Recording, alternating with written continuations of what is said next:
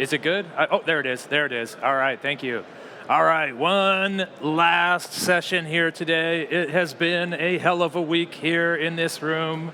We've done so many talks. We've gone from what is Ethereum? We've talked about building your first app. We've talked about the Scaffold UI. We've gone through Speedrun Ethereum and followed along with stable coins, how to build prediction markets, how to build zero-knowledge proofs. We even showed you how to run your own node. We've even showed you how to leverage UI or AI to build. We've played some games. We had mini app morning. We had a capture the flag yesterday. We had students meeting companies. We even had a little fun game at the end and some engineer to founder sessions. So this is just a simple kind of follow-up to kind of bring everything together. Thank you for the last remaining folks hanging out with us today. Let's go and look at a few things. So first of all, just to recap, let's look at Speedrun Ethereum. If you are a builder, maybe a builder at home, if you're a developer, Speedrun Ethereum is the best curriculum. You can learn how to build pretty easily. You just need to learn a little Solidity. The syntax is easy. It's similar to JavaScript. Learning how to build really isn't that hard. Learning what to build and kind of the gotchas of Ethereum, that's the hard part. We take you through that with Speedrun Ethereum. If you want this little buffalo or zebra, there's some little stickers right down here. Come get them after the talk. We go through tokenization, a crowdfunding app, a token vendor, a dice game. We help you build a DEX. There's over-collateralized lending, there's stable coins, prediction markets, and ZK voting, and a bunch of other stuff. But this is really the curriculum. You need to go through this, and you need to build all of these things. They're going to help you really get an understanding for how to build on Ethereum. And then the key tool that we use for everything is Scaffold ETH. And I'm going to dive in and just make a quick build with Scaffold ETH using AI just to show you one last app before we close out the sessions here on Friday.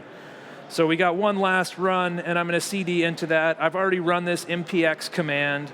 I'm going to bring up a local blockchain, right? We're going to do yarn chain, and that's going to bring up our local blockchain.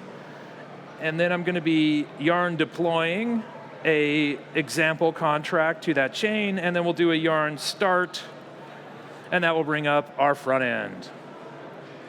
I'm going to be using Cursor with Claude Sonnet 4.5 in agent mode. We're going to be doing most of this from AI, but I'll show you how to manually do it if you really want to. Then to do that, we'll go to the docs, right? So the hooks are probably the most important thing when you're writing your front end. There's a read hook and a write hook. You'll use both of these to talk to your smart contracts while you're building out your front end. But let's dive into the smart contracts first and tinker with those. So our front end will come up here in a little bit, and our smart contracts are in the Foundry contracts folder. Okay, so this is probably way too small, but if I make this bigger, we get a nice little view of our smart contract. So here is the smart contract that comes with Scaffold ETH. This is just the basic greeter contract. There's some storage here. There's a set greeting function. Whoa, it's like delayed. That's kind of weird. And okay, cool. So let's go see that. Okay, and then this is the front end. And we'll go to this debug contracts thing, and this will take us to a nice kind of auto-adapting front end. There we go. We can see the greeting and stuff. So we can see our contract here deployed locally. We can see the greeting. And then there's a function here to let us set the greeting. And we have burner wallets. Let's talk about those real quick. The burner wallet is a private key in local storage. We can fund it from the faucet. Now we have some money. We can set the greeting to hello world. And when we hit send here, we'll see that greeting update. And this is kind of the secret sauce of Scaffold ETH. You can make quick changes to your smart contract, then you can deploy them, and then you can have this nice front end that allows you to tinker with your contract. So let's just make the most simple little thing you can imagine. Let's make a uint 256 constant? No, we want it to be public. We want to call it little county counter count. Okay, and we're going to set that to 1 to start it off, right? So we made some variable, county counter count. And then we're going to make some function, and it'll be called increment counter. And look what that does, okay? Very, very simple, silly code. We are keeping track of a variable, we're setting it to 1, and then we're setting up a function that lets us increment that. Let's make a little rule there that says only this front-end guy can do it, right? We only want the front-end guy to be able to do this, so we'll set up a require, and it needs to be message.sender equals that address, and it'll say not Austin or something like that, right? We'll say that's my address. Okay, so let's go ahead and deploy this, and let's test it out, right? We'll do a yarn deploy again, and that's going to YOLO us a new contract. If we look here, we'll see this contract address auto update, and we'll see there's this new county count, and we'll see there's an increment counter button, right? And if we click that, sure enough, the counter goes up. And this is kind of the dev loop you want to get in. Maybe you want to do this, have this go plus equals 5, right? We want it to count by 5s for some reason.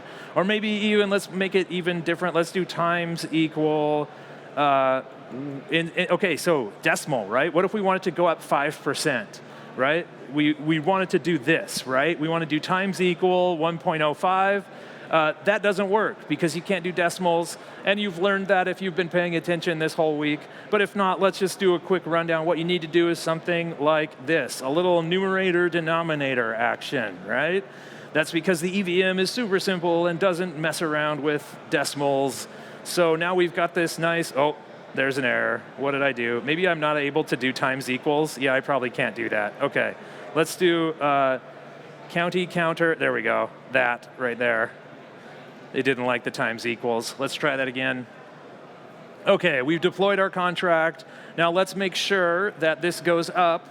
When we click this, it should be going up by 5% every time. Actually, it's too big of a number, and it's just being multiplied by 1. Okay, so this needs to be 1 ether, right?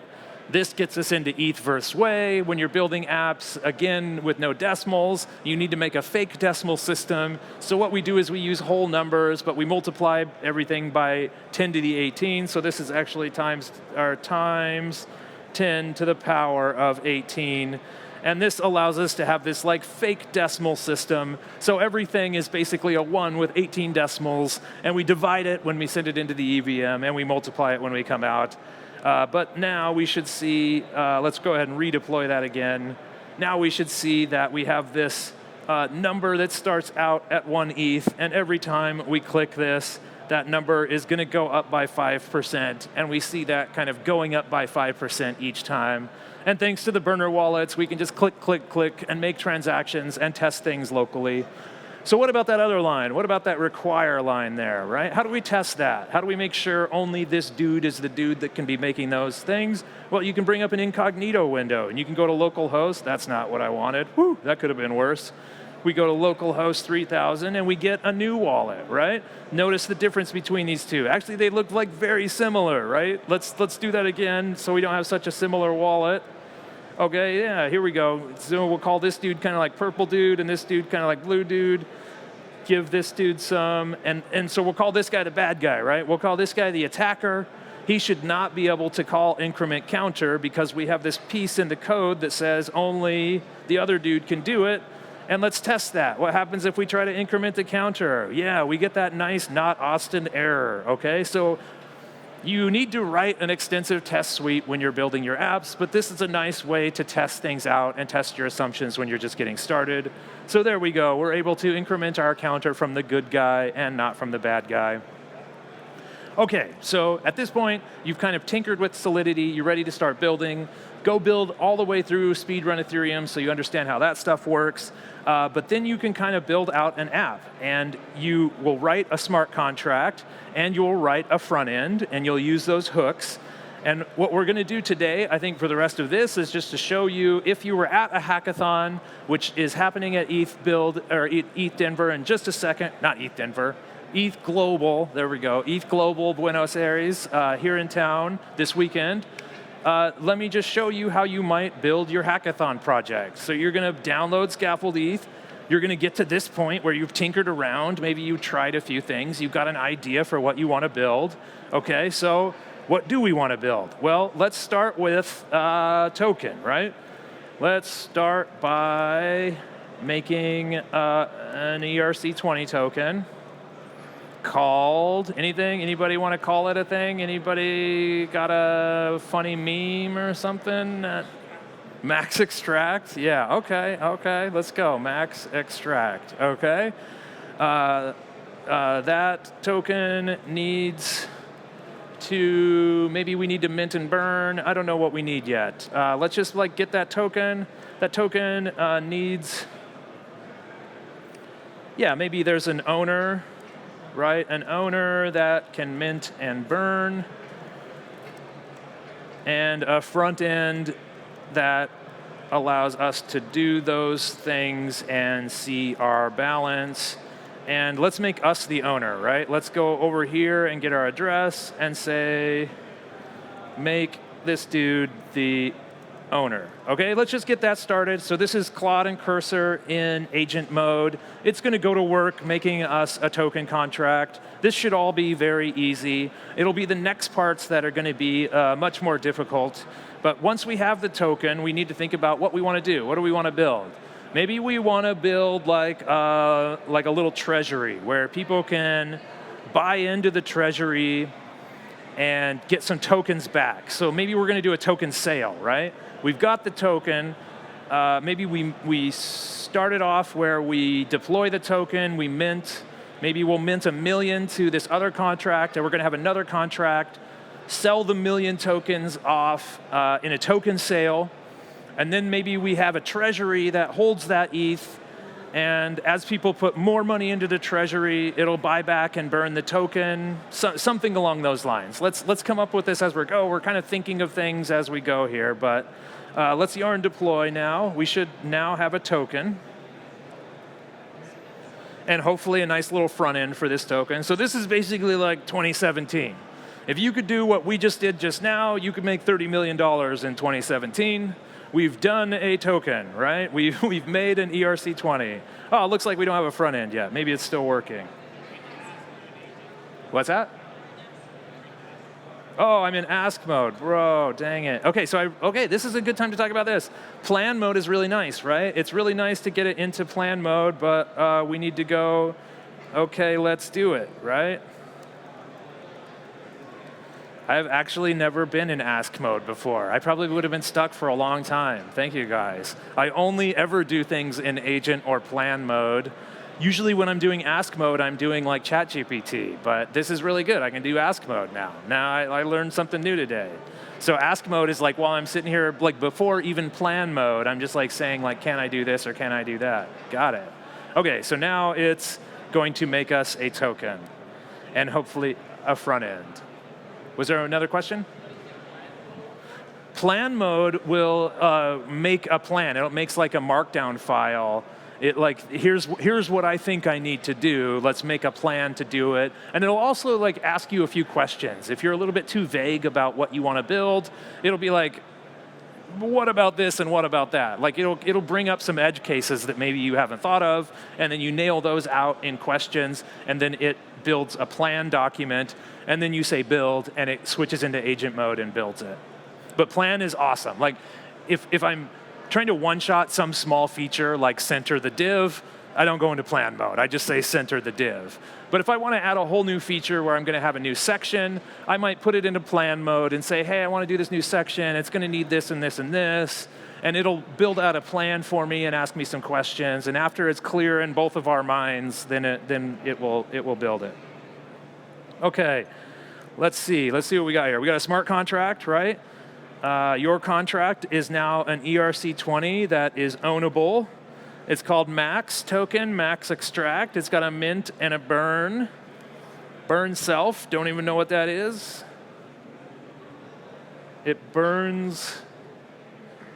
Okay, so it burns my own tokens. If I have tokens in this contract, it burns them. I don't know where we'll use that, but Interesting. Okay, cool. Now let's see. Do we have? There we go. So there is our front end. We have the max extract. Let me go redeploy to make sure this is deployed. Okay, so hopefully now that reloads. There we go. We are the owner. See how these blockies match up nicely. And let's go ahead and mint to our own address, like 10 max extract tokens. Oh, wow. Okay, I think this might be the first error. We're getting this back even though we definitely have both of those set. Okay, so this is the iteration process with the AI. You've got to come back to it and say, it is saying, but I have the amount and address in there. Something like that. I don't know if something's wrong or something. So yeah, there's that burn self, there's the burn tokens, and then there's the mint tokens. Here, let's see what's going on, some kind of little bug. Yeah, I can see the issue. You're exactly right. Here we go. And this is basically my process for building things now, right? Like I don't do a lot of manual coding. I'm doing a lot of prompting cursor edits it. I go play around with it. I try to do that in small pieces. I don't just say like, cursor, go make me money. Don't make any mistakes, go. I usually do this in very small steps and kind of work through things and test them as I go. Let's see if this is working now. Nope.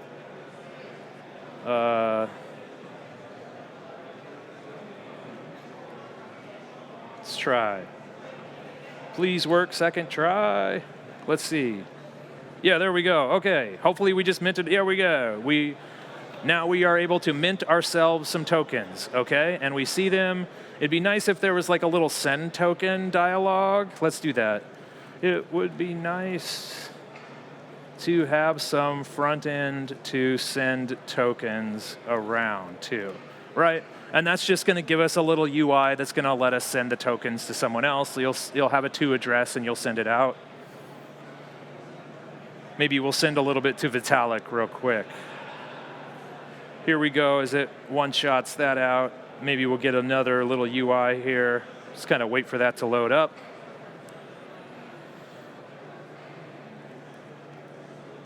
There we go, transfer tokens, right? So I have one max, and if I want to send some to Vitalic.eth,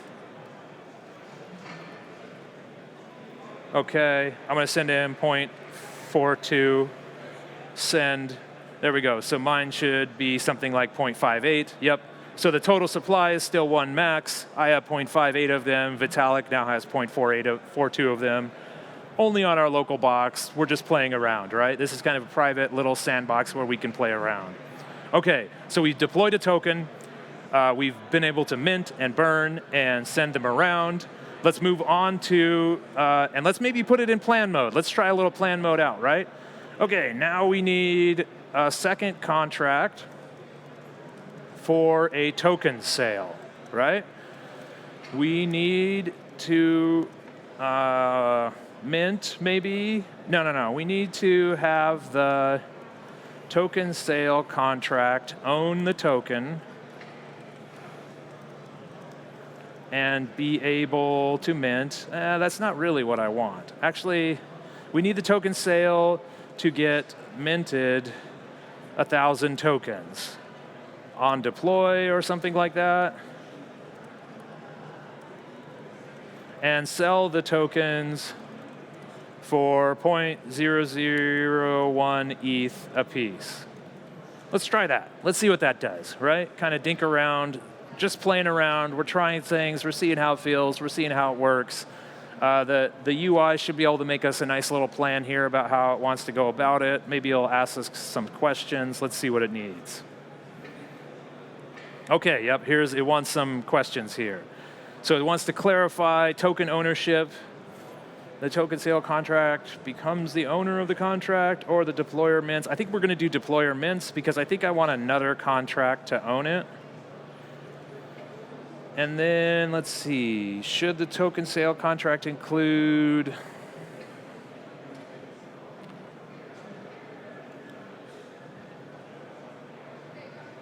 Ooh, that's interesting. Okay, let's see. what do we want to do with the ETH, basically? I think for now, let's just basic buy functions, and the ETH will just be locked in a contract. We're going to figure out something to do with that ETH in a little bit. We're going to have a treasury. We're going to have the tokens represent ownership of that treasury. But kind of like, I don't know what I don't know yet, and I'm still playing around, and I'm still kind of like throwing this at the wall to see how it works. We're probably going to have some third treasury contract that will hold the ETH, and then people will use the tokens to somehow vote in the treasury or sell against the treasury or something. But we don't know exactly what we want here. So yeah, and then you get that build button, right? And then it switches you from plan mode to build mode and builds it out for you. Okay, so there we go. So this is actually what you needed in 2017 to make $30 million. Not just a token, but a token sale. And people were launching token sales and making $30 million in 18 seconds. Like very few people, but a few people. Okay, let's see what we get over here. So we should see, we've got your contract, which is our token, max extract, and then we've got our token sale, which has some price, and then some buy tokens function that's payable that people pay into. Okay, and you receive your tokens. Okay, now the deploy function is really interesting, right? Because there's going to be an owner. The owner needs to own this. But also, like, maybe we need to mint some tokens. Yeah, I don't know if that's going to work because we're the owner. Let's see what happens here.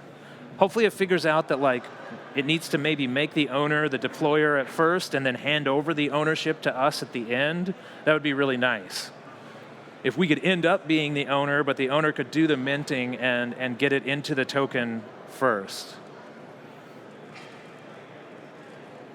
There we go, key features, nice. I'll read that if I get stuck, but I'm not reading right now, I'm just playing around. Okay, so let's go ahead and deploy everything again.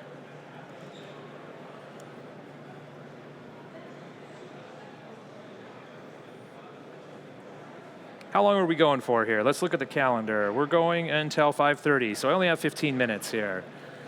Let's see how much farther we can get. Okay, so there's the max extract contract, there's the tokens. Okay, so I think we could move, let's see.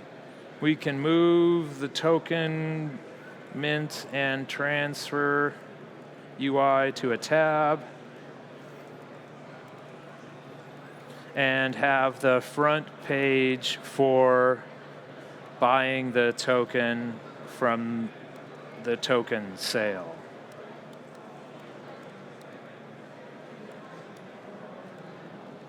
Show the price of tokens and how many are left, and give us a button to buy. Something like that, right? And in this case, I'm not even like doing plan mode. I'm just like, bro, build the thing so I can hit the button so I can see it work. And there it goes. Hopefully we have that here in a little bit.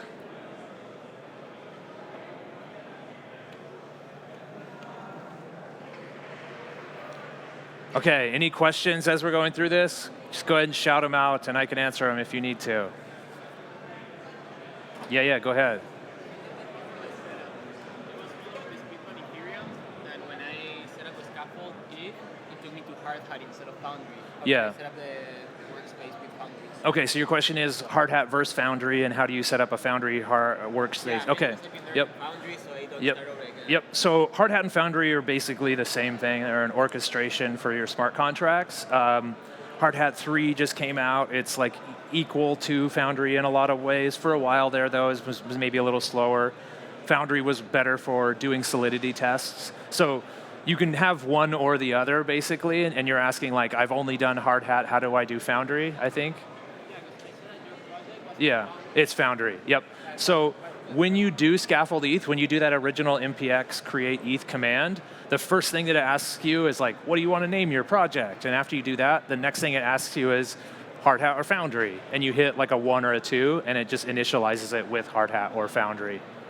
Cool? And then everything on top of that works the same. So when you do yarn deploy, it calls the underlying deploy function on Hardhat or Foundry, depending on which one you have under there. Yeah, so Scaffold ETH abstracts it away, but it could be either one underneath the sheets.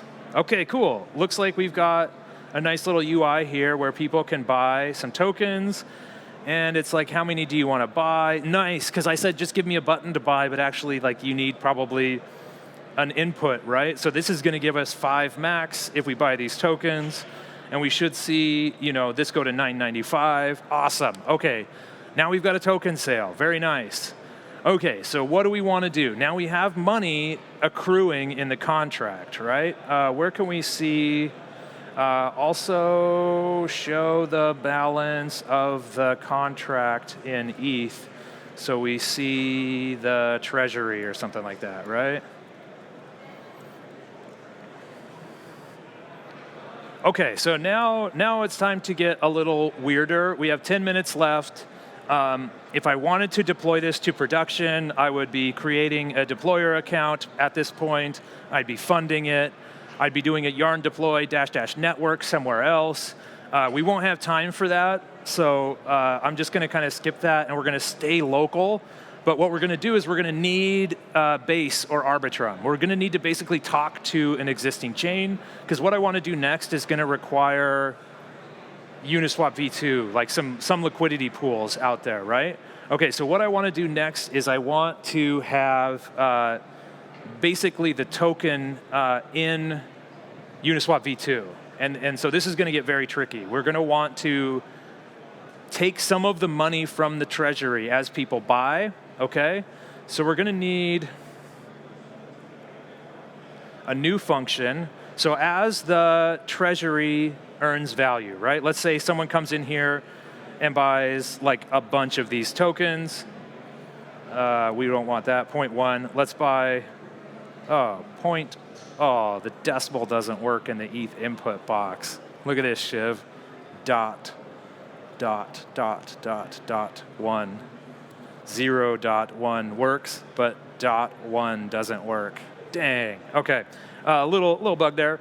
Let's buy 100 tokens. Should work fine. Should come through here. Now there's a bunch of money in the contract here. Should show up there. Let's see. Yeah, there we go. 1.05 in the contract. Okay. So now what we want to do is once the contract has, let's see, what contract is that's making that money? Let's go back to our debug contracts, right? Let's get out of our UI and let's get into debug mode. So there's the your contract, the token sale. Who's actually holding all the ETH? It is the token sale contract, okay? So let's say once the token sale contract has at least let's go 0.0, because I want to do like fake money. No, we can just do 0.1. We're going to be all local. ETH in it. Oh, no, stop. Whoop. Once the, here it is. In it. Allow for a new function to run that adds liquidity to Uniswap V2 on Base, right? It needs to figure all this stuff out. It's got to go to the V2 contract. It's got to do a bunch of stuff. It's probably going to be WETH and not ETH. There's a whole bunch of things that has to happen here. Let's see if it can figure it out. But just like give me a button to add the liquidity to Uniswap V2 for the max extract token. Okay, I will be running on a fork of Base from here on out. Okay, let's put it into plan mode, let it work through that. And already we're getting like too deep into the context. What I could do is like grab this and start a new tab so the context cleans out. But I'm going to risk it and just leave the context that's there so it has it. But really, like doing one feature out of after another that don't relate to each other just pollutes your context. You're better off like creating a new tab and going through there. But maybe this has been light enough that it's not going to be that much. Okay, we got some clarifying questions here. I could understand why. That was very generic there. Anyone can call it? Sure, let's make it so anyone can call it, right? And The LP tokens, lock the tokens in the token sale contract forever, right? We want to create the liquidity in a way that can't be rugged. So this is a bad idea because we're basically locking money up forever. Not the greatest thing here. What we're doing is we're taking some ETH that we've done for the token sale, and we're taking some tokens, and we're going to put it in Uniswap for people to trade it. But then when they give us tokens back that represents that liquidity, we're going to lock those tokens up forever, basically. That's saying that like this liquidity will be here forever, and that money will be locked in the contract forever. Not great. We're like wasting money, but that's what we want. Oh, did it ask more questions there? Oh yeah, what amounts? Let's see, add a specific amount, right? We want to add a specific amount, and it would be based on the current price we are selling it for. Use the same ratio. Something like that, right? Whatever ratio we put it into Uniswap V2, is the ratio of the price. So whatever we're selling it for, I want it to be smart enough to understand what I'm selling it for and understand that it needs to put it in at that same ratio into Uniswap V2. So like instead of me doing all the math here, I'm saying, you're the math machine, you do the math, tell me what the ratio needs to be in Uniswap V2. Okay, so now we're not going to have this blockchain anymore, right? We were running our own local blockchain. Now we're going to do a yarn fork -- network base, okay? And now we're running on our own local baby Ethereum that is a copy of Base, and it has all of Base. So it has all of Uniswap V2, all the liquidity that's already there. Now it's local and it's working here. Build, please. And let's see how far we get. I've got 5 minutes left, so we're not going to get very much farther here.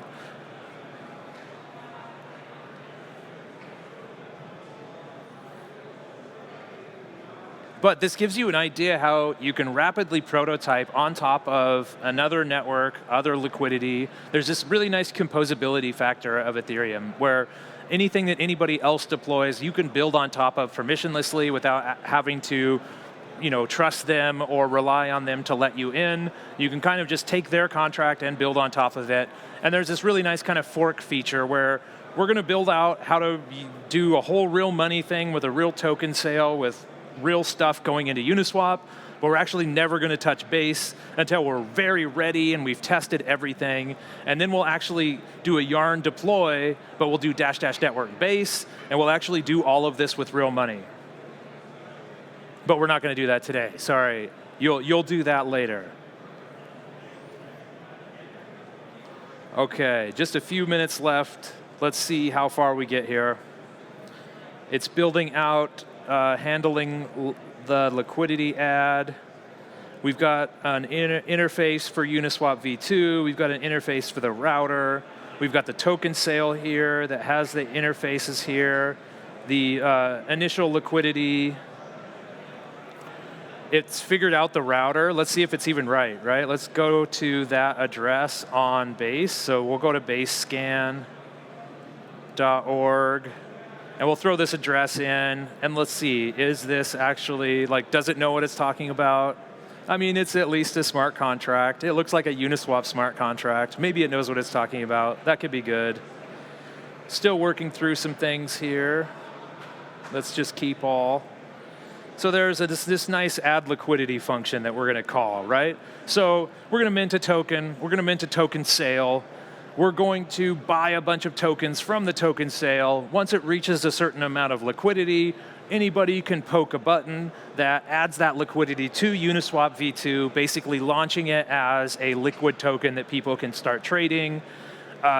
The trading price should stay pinned to the token sale. We still have a bunch of value. There's still tokens you can buy here at a set price, and there's tokens on the Uniswap V2 that are at a fluctuating price, but basically those should stay pinned to each other and someone will arbitrage them. If the price somehow gets higher over here, you can just mint them over here and sell them against the Uniswap curve. So the Uniswap price will stay the same until the token sale is done. And then at that point, then it's like price discovery over on the Uniswap side. But here we go. Let's see how this works. So let's yarn deploy. And now we're deploying to our base fork, right? So now this is out on, this is technically like, should be just like it's out on base. There's the token. We'll buy 0.1 of it. Okay. Oh no, I need money. Okay, so we bought those tokens. So now that 0.1 is locked up in the Treasury balance. What we need is, oh, token admin. That's what we want, right? Is there a add liquidity? Ooh, there's no add liquidity. All right, we're going all the way into debug tokens. Here's the add liquidity button. I have no idea who can call this. Let's see what happens when I click this. Whoa! Okay, it just did it, right? Let's see. I mean, the money is no longer in the token sale contract, and the tokens, there's the 10,000 here. How do we see how many tokens are here? Yeah, there's 800 here, so it looks like it worked.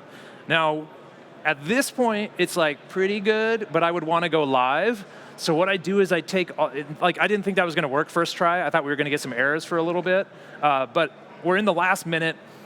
At this point, since that button worked and it actually added the liquidity and it looks like it was fine, since I'm running on a base fork, I assumed I would get an error because of something. The fact that that just worked makes me think that everything is good. So now I want to go live and test this in production. So I would turn all those values down to like 4 or 5 cents, right? We're going to do the whole token sale. We're going to raise $1 US in that token sale. We'll do something like 10 cents of that will go into Uniswap. And you can do this. You can do this on base live. I'll deploy all these contracts. It'll cost me 30 cents. I'll actually mint a token live on base. I'll hit the button, it'll put liquidity in, but the liquidity will only be like 5 cents of liquidity and my tokens. So all of this is kind of like with less than $1 of value, but if it all works for less than $1 of value, it will work for thousands of dollars of value. So my next step here would be deploy this live to base. I would kill this local chain. I would do a yarn deploy. Oh, well, I turn my values down, right? 0.1 ETH is way too much to be testing with. I do 0.0001 ETH or 0.0001 ETH. Set that for my limits. And then I do a yarn deploy -- network base. And I'd actually put this live out on base. And I would try adding the liquidity, and then I would actually go to Uniswap and I would swap this. Like I would put in 1 penny and I would see the price of the thing move around. And if everything looks good, I'd probably scale that up and start building some more. Maybe I'd go back to localhost for a little bit, build out some more features. But you can kind of like work against your fork. You can work against live base. An L2 is cheap and easy, so it's fine to put 5 cents of liquidity in and test with it. So that's basically it. Thank you guys for coming out for this whole thing. Go to Speedrun Ethereum, go to Scaffold ETH, grab this tool, go vibe code some apps. All right, thank you. Have a good weekend.